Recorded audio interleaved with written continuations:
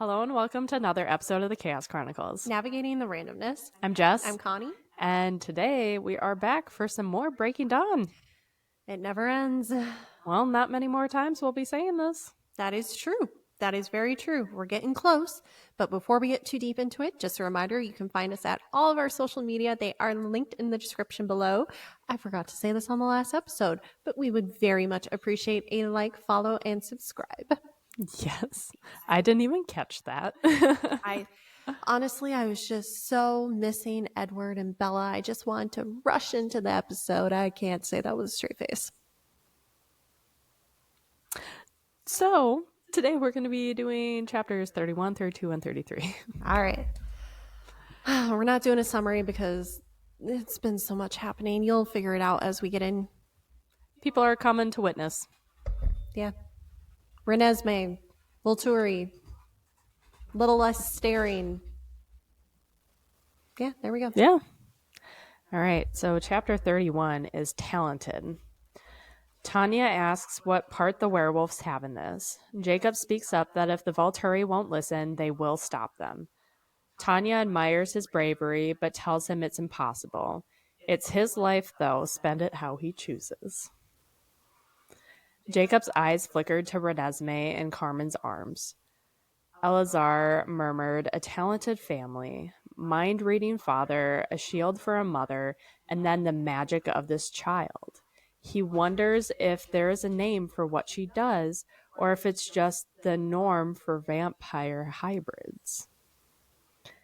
Edward was stunned and asks what he called Bella. A shield. Well, at least that's what he thinks. She's blocking him, so he isn't sure. Edward was taken aback. Eleazar points out that if he can't read her, he doubts that Edward can either. Edward tells him no, but he hasn't ever been able to do that, even when she was human. Eleazar is intrigued. That would indicate a powerful talent if it was manifesting so clearly even before the transformation. Bella asks what a shield even means. Eleazar explains that talents that are purely defensive, that protect their bearer, are called shields. He asks if she has ever tested her abilities and blocked anyone else. Bella tells him it only works with some things. Her head is private, but Jasper is able to mess with her mood, and Alice can still see her future. Edward interjects that Aro couldn't hear her even when she was human. His eyes widen. Bella continues that Jane wasn't able to hurt her, and Edward doesn't think that Dimitri can find her. He is the tracker. And that Alec can't bother her either. Eleazar is still in shock. That is quite good. Edward was satisfied, though. She was a shield. He had never thought of it like that. He had only ever met Renata, and she was so different than Bella. Eleazar agrees no talent manifests in the exact same way because no one thinks the same way. Renata is Arrow's personal bodyguard and is a very strong practical shield. She is powerful against physical attacks. If someone approaches her or Arrow, they will find themselves diverted. The repelling force is almost unnoticeable. She can protect from several meters away and also protect Caius and Marcus when needed, but Arrow is her priority. I told you it was only one time. It's all good. What she does isn't physical, though. He wonders if Renata tried to keep Bella back, who would win. He has never heard of Arrow or Jane's gifts not working. Renesmee tells Bella that she is special. Bella is disoriented. She thought she already knew her gift, the super self-control one. Or was Edward right from the beginning and the self-control came from good preparation, focus, and attitude? Kate asks if she can project it. Bella isn't sure. She's never tried. Kate tells her that she may not be able to. She's been trying for centuries, and the best she can do is run a current over her skin. Edward tells Bella that she has an offensive skill, kind of like Jane, but she's not sadistic about it. It does come in handy during fights, though. Her words sunk in. She could protect all of them from that if she could shield them. Bella's excited, grabs Kate's arm, and asks her to show her how. Kate winces and Bella lets go. Kate agrees that she's definitely a shield. Shield. I was just going to roll with it. Kate agrees she is definitely shielding. She should have shocked Bella, but it didn't. Kate says she projected it to her skin. It used to be just her palms like Arrow or Renesmee, but after a lot of practice, she can radiate it over her whole body. It's a good defense. Bella was lost in thought, but got interrupted by a conversation what the two men were talking about. Eleazar doesn't want to think of them that way. Edward tells him it was his thought. Eleazar continues, if he's right, he doesn't know what that would mean. Everything about the world they created would change and would change the meaning of life, what he had been a part of. Edward assures him that he always had the best intentions. Tanya comforts Eleazar and asks what they missed. Eleazar was thinking of the past, what other covens had been punished for. And we have our first book quote. Arrow does not often personally attend a punishing expedition, Edward said. But in the past, when Arrow wanted something in particular, it was never long before evidence turned up proving that this coven or that coven had committed some unpardonable crime. The ancients would decide to go along to watch the guard administer justice. And then, once a coven was all but destroyed, Arrow would grant a pardon to one member whose thoughts he would claim were particularly repentant. Always, it would turn out that this vampire had the gift Arrow always admired. Always, this person was given a place with the guard. The gifted vampire was won over, always so grateful for the honor. There were no exceptions. It must be a heady thing to be chosen, Kate suggested. Ha, Eleazar snarled, still in motion. There is one among the guard, Edward said, explaining Eleazar's angry reaction. Her name is Chelsea. She has influence over the emotional ties between people. She can both loosen and secure these ties. She could make someone feel bonded to the Volturi, to want to belong, to want to please them. Well, that's horrible. I mean, it's awful. It's great if you are the head of the Volturi and Chelsea, but no one will ever leave because you got Chelsea to make sure that no one's ever going to leave. Tanya asks how strong her gift is. Eleazar was able to leave with Carmen, but he believes in a normal coven, anything less than a bond between partners is danger.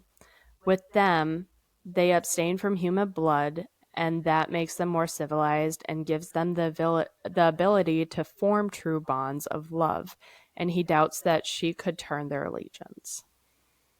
Eleazar can see the only reason for Arrow to bring everyone is because he needs the whole guard there for protection from such a large gifted coven. This way, they're all there to ensure that he can have the gifts that he wants.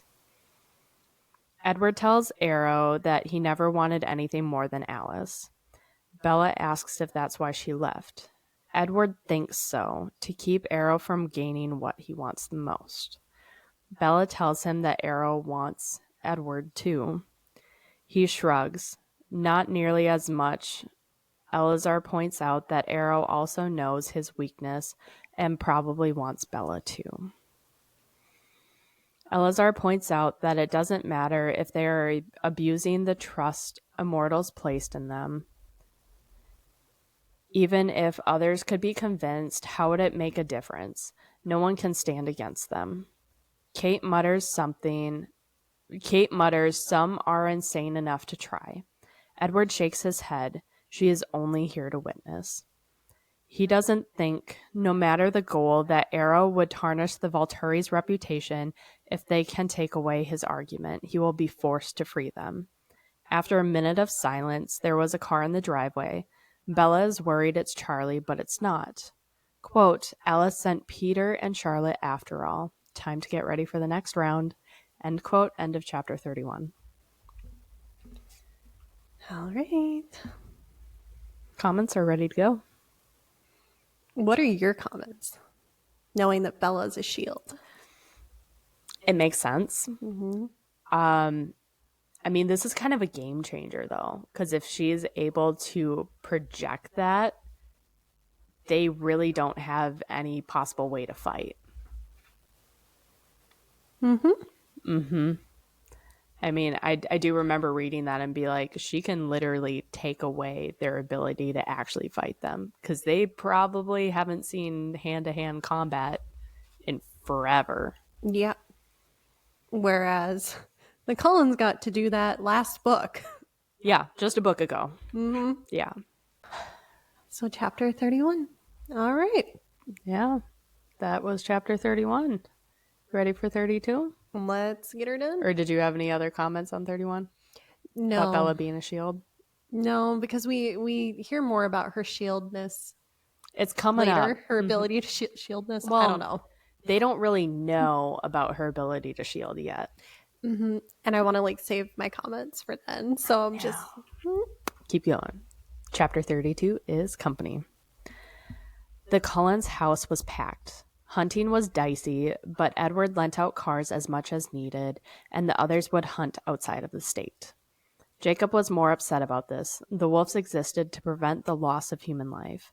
But under these circumstances, he kept his mouth shut and head down. Jacob also seemed invisible to the others. He wasn't food, but not quite a person. Leah, Seth, Quill, and Embry were assigned to run with Sam for now. Jacob would join, but he can't stand being away from Renesmee. Peter and Charlotte were sent to them from Alice and Jasper without any explanation or promise to see them again. Neither of them had seen an immortal child, but they knew the rule. Curiosity drove them to allow Renesmee to explain, and they were also committed. Carlisle sent friends from Ireland and Egypt. The Irish clan was surprisingly easy to convince. The Egyptian vampires weren't as easy. The issue was the boy. His gifts are so unique that their leader is terrified to lose him. He has been keeping him from Arrow's attention. Benjamin, the boy, can influence the elements, true physical manipulation, not just an illusion. He is still experimenting, and the leader is trying to mold him into a weapon, but Benjamin is so independent he won't be used. He also has a clear sense of right and wrong. Emmett and Rose send individuals, any nomad friends of Carlisle that they could track down. Garrett was the first. Bella imagined that he would be up for any challenge just to test himself. Mary and Randall also came, but not together, and agreed to stay to witness as well. Like the Denali's, the nomads thought about staying with them if the Volturi didn't pause. Jacob grumbled to Renesmee that someone would need to give him an index card if anyone expected him to keep all the names straight. Same, Jacob. Same.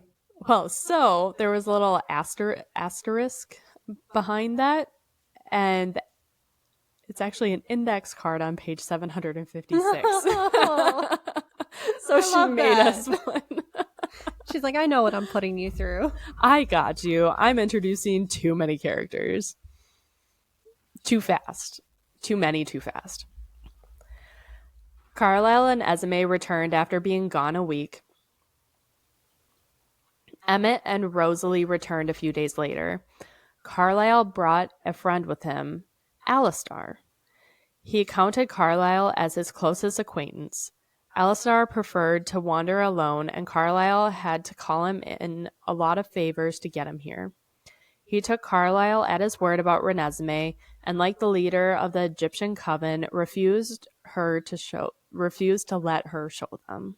Alistar was suspicious of all authority, and this confirmed all of his fears. Another pair of unexpected friends came. They were unexpected because they weren't able to make contact with the Amazonian clan. The two tall women greeted them. There are normally 3 of them. Alice had sent them, and she said that there was a great hurry and they needed to be separate. So the two came together. They listened calmly and allowed Renesmee to prove the story. They were taken with Renesmee, and Bella was comforted knowing that Alice sent them. Clearly, she was on a mission of her own to avoid whatever Arrow had planned for her. Edward was excited to have her there. Zephrina was very talented, and her gift could be a dangerous offensive weapon. It's a straightforward illusion. She can make most see whatever she wants them to see. That and nothing else. Love it. Well, we're back from an unfortunate technical difficulty. My phone decided that it no longer wanted to be connected to our recording software. So, yay. Yeah, another reason we never do lives. We have so many tech issues. If you have any recommendations, please send me an email. For recording software. Yes. I am all ears. Oh, our email is linked in the description. Same place that you can go to send us nice little messages because we appreciate that. Or episode suggestions for either a Who Knows What Wednesday? Or chapter and chill Saturday. Yes. I almost said serial Saturday. Almost. It was Series. Contender. Let's get back to Twilight. This is not going to get any better from here. No. So I'm going to back up a little bit because I don't know when exactly my phone. I think we caught it pretty soon, but I'm just going to go up a couple lines. Good call. Yeah. I also forgot what we were saying. Me too. That was frustrating.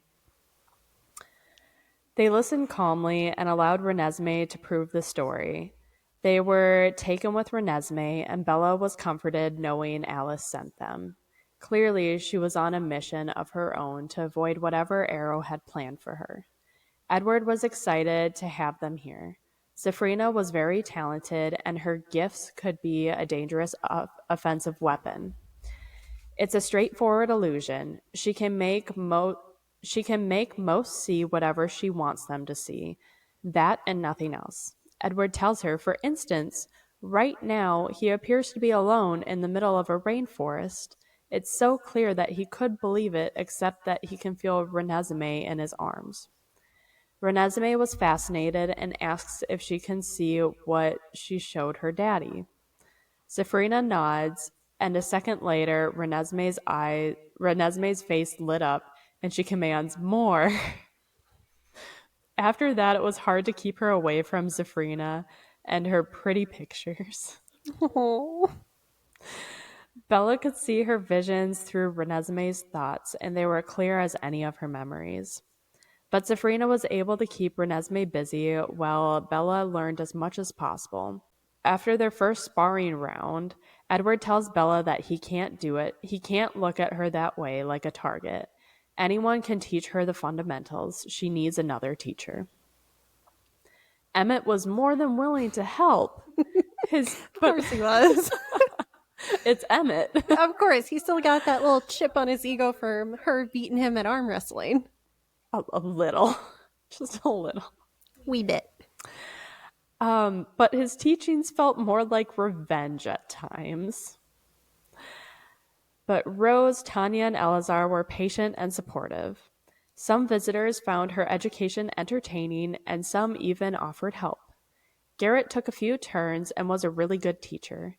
She even took a turn with Zephrina and learned several things, but Bella never asked her for help again because even though she knew she wouldn't hurt her, she terrified Bella.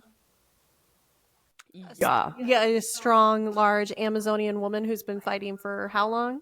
Long time. And has fought with jaguars and panthers and all that. Yeah. Don't want to mess with her. No. First smart thing that's come out of Bella in a while. Mm-hmm. Bella wasn't sure how long she would last against Alec and Jane, but she hoped it would be long enough. Bella also worked with Kate to push her internal shield out, and Edward encourages this. Bella was able to do this with faint and sporadic success. Yeah, faint and sporadic success. There we go. Ooh, that's a hard thing to say. See why I'm struggling over here? Sporadic success. So sporadic. Oh, we should add that to our vocal warm-ups. Sporadic success. Sporadic success. Edward was the only one willing to be their guinea pig to receive shocks from Kate while Bella tried to push out her shield. Occasionally, Bella would be able to do it, but it would slip away. Bella wished Zephrina would help instead of Kate, but she insisted that Bella needed the motivation. Edward assures her that she's doing a good job. She's already projecting, which is great. Kate isn't sure. She thinks that Bella can do better. She just needs better incentive. Kate darts into the sea of people as Edward gives her a warning. Kate asks Renesmee if she wants to come help her mother. And Bella snarled. Edward tried to hug her, but she shook him off. Renesmee tells Bella that she wants to help. Bella tells Kate no and to stay away from them. Kate starts walking forward and tells Bella no. Bella pushed Renesmee behind her, and she held her hands out to protect her. Bella was furious, so furious that her vision turned red and her tongue tasted like burnt metal, which, is that what venom tastes like, or is that what blood tastes? I guess she might still be tasting blood. Blood might still be in her system, right? Maybe, but I think it is supposed to be venom. Or she's having a stroke. The strength she worked to restrain flowed through her muscles, and Bella knew she would crush her if Kate pushed her. She could feel the blanket of protection wrapped around Renesmee. Rage brought everything into focus. Kate took another step forward, and Edward warns Kate. Kate then calmly asks if she can hear anything from Nessie. He answers nothing. Now give her some space to calm down. Bella is only a few months old. Kate disagrees. They don't have time to do this gently. Edward cuts her off and tells her to give her a minute. Renesmee puts her hands on Bella and showed her that no harm was meant, and Edward was in on it.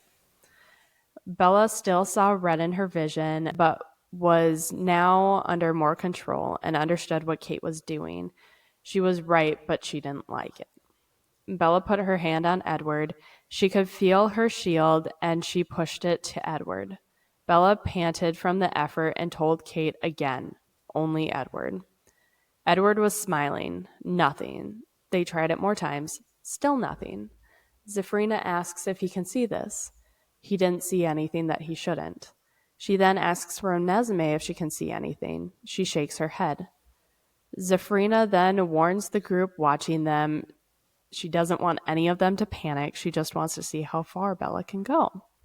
She tells everyone to raise their hands when they get their sight back. Zephrina then tells Bella to see how many she can shield. Bella pushes out, focusing on Kate. She was about 10 feet away. Eventually, Kate blinked and raised her hand. Edward is fascinated. It is like a one-way glass. He can read everything they're thinking, but they can't reach him. He can hear Renesmee now, even though he couldn't when he was on the outside. He even bets that Kate could shock him now, since she is now under the umbrella. But Edward still can't hear Bella. Bella is focusing on extending the shield to Garrett, and his hand came up. Zephrina complimented her, but then Bella felt the shield recoil. Renesmee experienced the blindness. Bella fought and forced the shield to include her again and asks Zephrina for a minute. She agrees and releases everyone. Bella felt so drained, but also incredibly strong. Garrett approaches Kate, even though Edward cautioned him to not. He was the only non-gifted immortal drawn to her practice sessions. Quote, "I wouldn't, Garrett," Edward cautioned. Garrett continued toward Kate despite his warning. His lips pursed in speculation. "They say you can put a vampire flat on his back." "Yes," she agreed. Then, with a sly smile, she wiggled her fingers playfully at him. "Curious?" Garrett shrugged. That's something I've never seen. Seems like it might be a bit of an exaggeration. Maybe, Kate said, her face suddenly serious. Maybe it only works on the weak or the young. I'm not sure. You look strong, though. Perhaps you could withstand my gift. She stretched her hand out to him, palm up, a clear invitation. Her lips twitched, and I was pretty sure her grave expression was a little attempt to hustle him. Garrett grinned at the challenge. Very confidently, he touched her palm with his index finger, and then, with a loud gasp, his knees buckled, and he kneeled over backwards. His head hit a piece of granite with a sharp cracking noise. It was shocking to watch. My instincts recoiled against seeing an immortal incapacitated that way. It was profoundly wrong. I told you so, Edward muttered. Nothing like a good I told you so. Unless you're receiving it. Yeah. Carrot's eyelids trembled for a few seconds, and then his eyes opened wide. He stared up at the smirking Kate, and a wondering smile lit his face. Wow, he said. Did you enjoy that? She asked skeptically. I'm not crazy, he laughed, shaking his head as he got slowly to his knees, but that was sure something. That's what I hear. Edward rolled his eyes. I'm sure, because he's getting the internal, unfiltered flirting. Uh-huh. I actually feel bad for him. Oh, it was too good to not. Bella then heard Carlisle ask someone if Alice sent them. In response, a deep voice says that no one sent them. The voice reminded Bella of Arrow and Caius. Mm-hmm. Yay! Two. Woo! Word travels, and they heard that the Volturi were moving against them. Then there were whispers they wouldn't stand alone. Turns out it's true. This is impressive. Carlisle tells them that they aren't challenging the Volturi. There's just a huge misunderstanding. These people are here as witnesses, but they don't care if they broke the law. They have been waiting a millennium and a half for them to be challenged. If there is any chance that they will fall, they will be here to see it or even help defeat them if they think that they could succeed. Edward calls for Bella to bring Renesmee and test their claims. When they saw her, one grinned, quote, well, well, Carlisle, you have been naughty, haven't you? Interesting response. To continue the quote, she's not what you think, Stefan. Other person. And we don't care either way, the blonde responded, as we said before. Then you're welcome to observe, Vladimir, but it's definitely not our plan to challenge the Volturi, as we said before. Then we'll just cross our fingers, Stefan began, and hope we get lucky, finishes Vladimir, end quote. And they were able to put together 17 witnesses, and wish me luck for the names. The Irish, Siobhan, close. Liam and Maggie. The Egyptians, Amun. I think it's Amun or Amun. Amun. Amun or Amun. I don't remember. It might be Amun. Kabi, Benjamin, and Tia. The Amazonians, Zephrina and Senna. The Romans, Vladimir and Stefan. Or Stefan. I think I'm switching. Stefan. Yeah, I think I'm going back and forth. There's a lot of names. And the Nomads, Charlotte and Peter, Garrett, Alistar, Mary, and Randall. And then Tanya, Kate, Eleazar, and Carmen being counted as part of their family makes 11. Aside from the Volturi, this is probably the largest friendly gathering of mature vampires in history.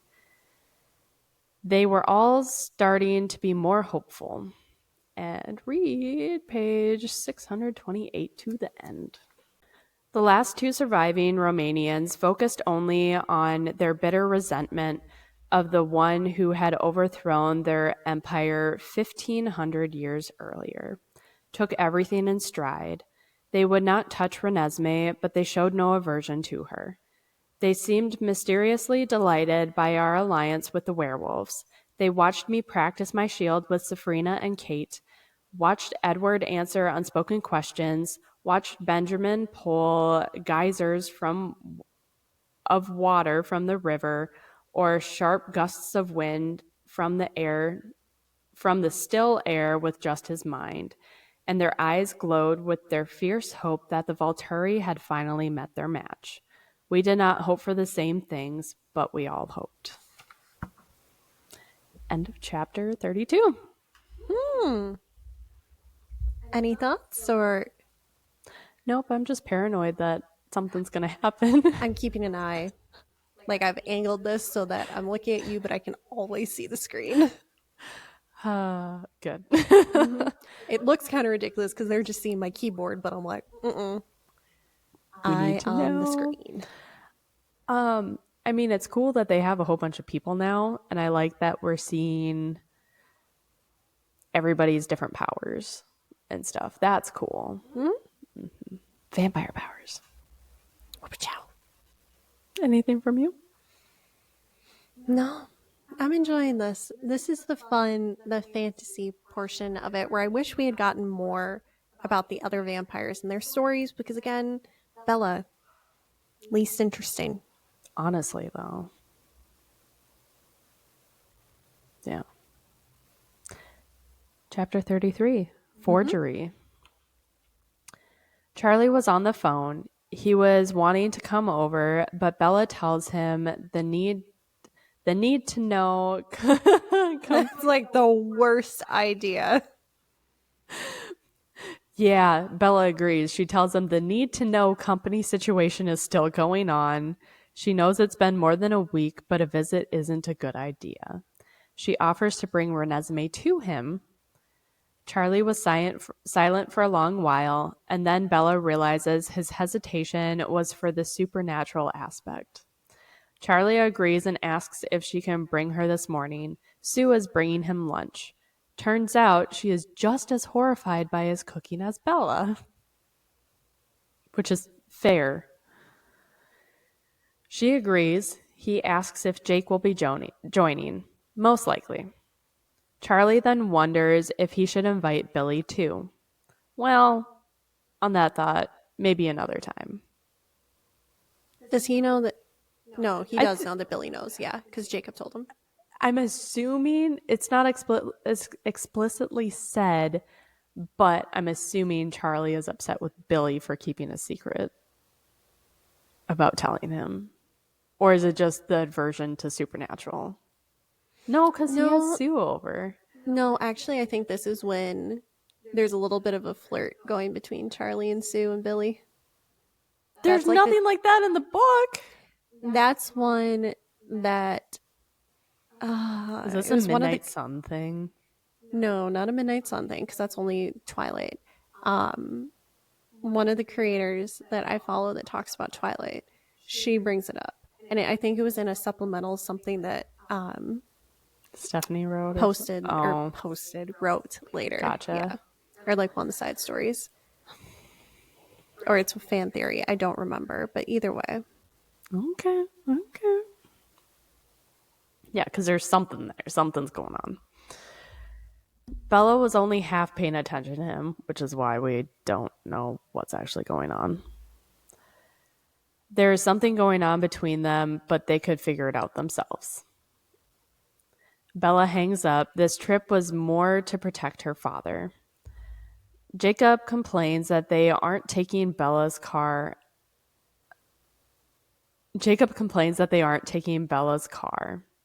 A Ferrari. Oh, I thought he meant her truck. I was like, I know. Really? That's why I stumbled, because I was like, why are we complaining about the truck? Yeah, Bella tells him that they need to blend in and they could go on foot, but that would freak out Charlie. While driving, Bella asks how he's good at controlling his thoughts around Edward. Jacob agrees. Bella nods. I guess it was an acknowledgement and not really asking. Maybe it was I ask you and you just say yes. I guess. I don't know. That's weird. Bella nods, and then they drive the rest of the way in silence. Charlie greets them and points out how much Renesmee's grown. Bella points out this is the growth spurt. Renesmee just smiles. She hasn't spoken in front of Charlie. Charlie asks where his son-in-law is, and Jacob tells him entertaining their friends, and then tells Charlie that he's so lucky to be out of the loop. Mm-hmm. Bella lightly punches Jacob, but maybe not so lightly. She then tells Charlie that she has some errands to run. Jacob gives her a look but says nothing. Charlie asks if she's behind on Christmas shopping. She only has a few days left. Bella agrees with the excuse, and Charlie whispers to Renesmee to not worry. If her mom drops the ball, he has her covered. Go Grandpa Charlie. I love Charlie. Bella took off. She was on her way to find the address that didn't exist for Jay Jenkins. It wasn't in the best neighborhood. Bella pulls to the curb, and a man tells her that she probably shouldn't park there. Her car might not be there when she gets back. Bella thanks him for the warning. She shuts the engine off and gets out. Bella approaches the man and asks about Jay Jenks. Have I been saying Jenkins? It's Jenks. Oh. I think. Yeah, Jenks. Bella approaches the man and asks about Jay Jenks. He does, but Bella doesn't look like his usual customers. His clients don't look anything like her. People like her usually go to his office, his other office.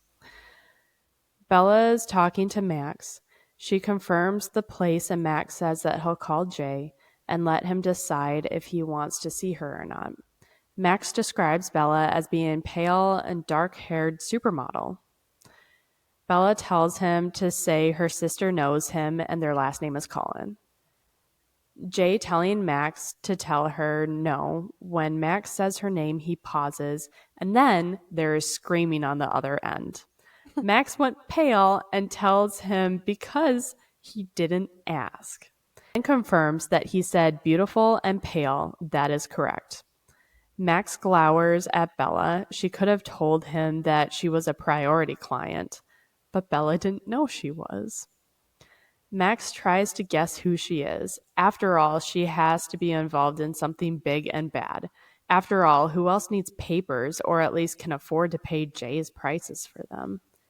He gave Bella a whole new address with directions and watched her drive away. Bella arrived at Jason Scott Attorney at Law Office. Attorney at law. Yep. At Law Office. Okay, that's why. Mhm.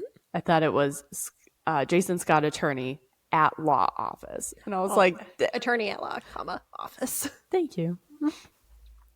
Bella went to the front and told them that she was here. The receptionist smirks and tells her that it could be a while since she doesn't have an appointment.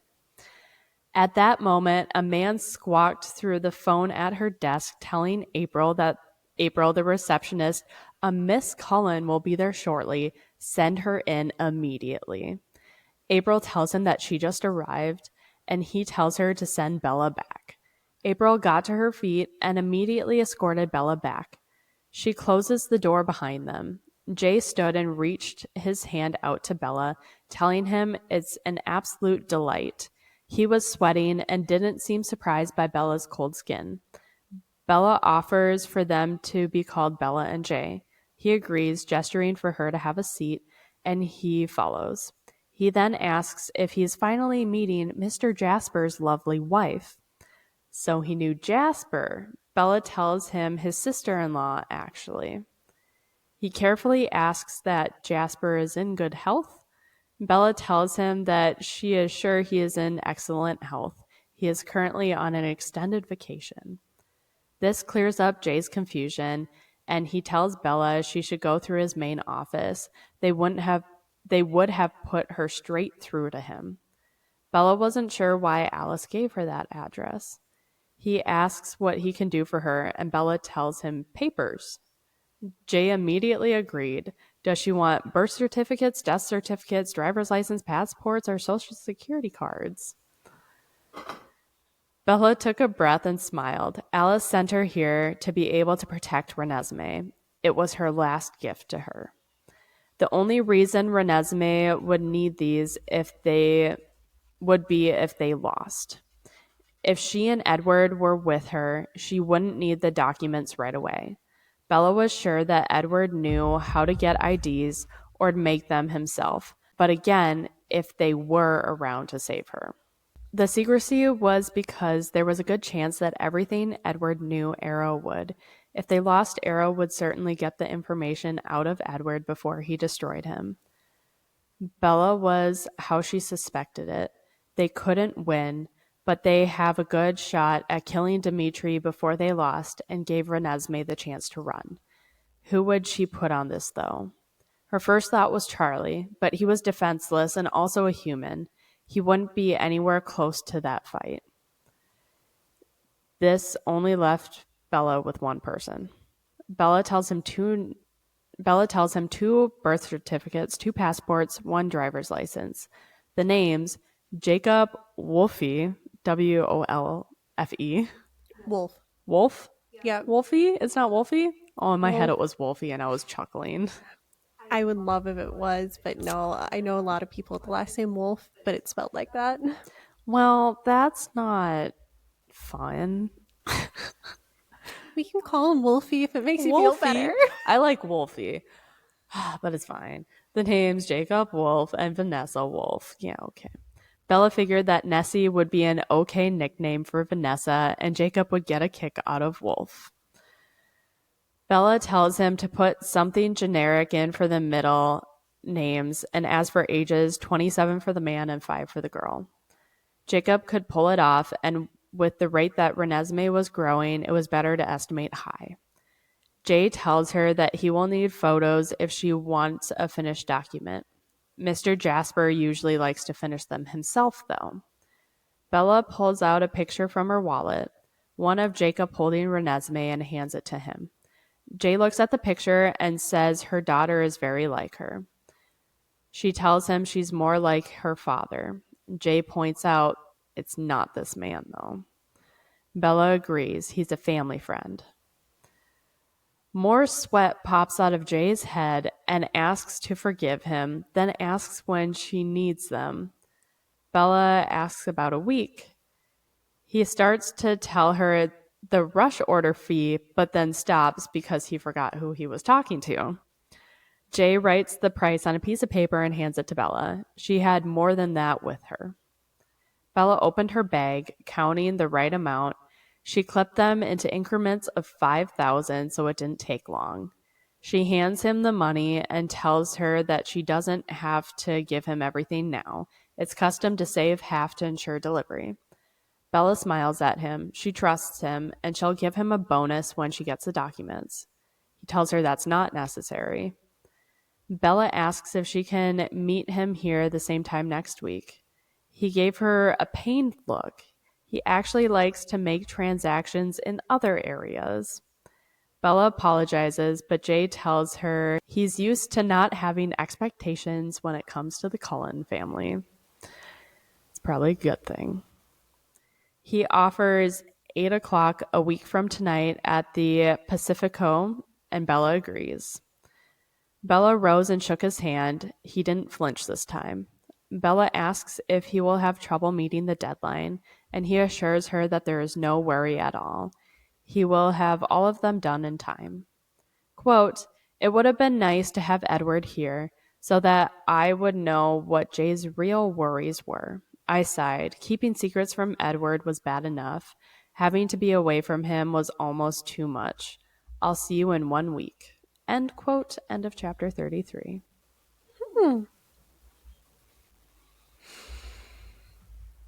I don't remember if we get this in the movie. Oh, with the passports? Yeah. Oh. I mean, I think it just kind of appears.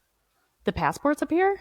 Yeah. Oh. Like, I don't remember. So she does get the passport. Like, the plot of it is still there. They just don't get Jay. Yeah, I think so. Oh. Or maybe it's like very short. I don't remember this being a lot. But like it should, because it's interesting. It is interesting, and it adds another layer.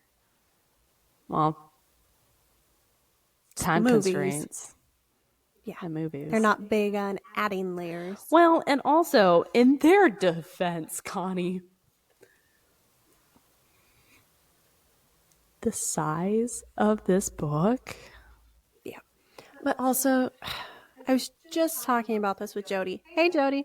Hi.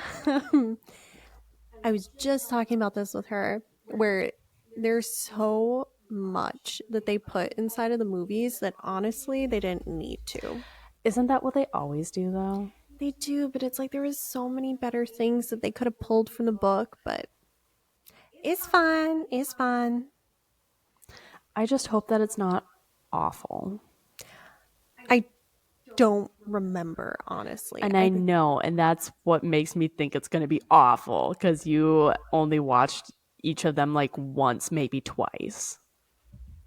I think I've only seen Breaking Dawn Part 1 once, and Part 2, I haven't watched it in full, but I've seen like clips pop up. You've never watched it in full? No, I watched it in full gotcha. Sorry, I think I said that wrong. Watched it in full once, and then I've seen clips, but yeah, it's not. Oh, nostalgia will get you. This is an amazing series. Keep reading it. It gets better. Does it? No, nostalgia is awful. This is the best book. Yeah, but like the interesting stuff is gonna get pruned. It's fine. We're positive. We're happy because we're almost done. And then the next one will be better. That one I can promise you. We'll get there. Almost. But any final thoughts on chapters 31, 2, and 3? No, I'm excited for, I don't know if it'll be next episode or the one after that, but hearing more of Jay is really fun. It is. Poor Jay. Yeah. But yeah, anything else from you? That looked like it hurt. No, I think that's everything. Just a reminder, y'all, you can find all of our stuff on the different episode listings on YouTube. Jess has it broken down into Twilight, New Moon, Eclipse, and Who Knows What Wednesdays. And even that is broken down further into the different subgenres. I feel like there was something else I was supposed to say. Oh, yeah, like, follow, and subscribe. Yes. Normally, I have more energy to make that more eloquent or funny, but it is late for us. It's been a day. Yeah. Well, we will see you next time for another. Did you already say this? I don't think. We'll see you next time for another Who Knows What Wednesday or another Chapter and Chill. Chapter and Chill Saturday. Bye. Yeah, we gotta work on Chapter and Chill.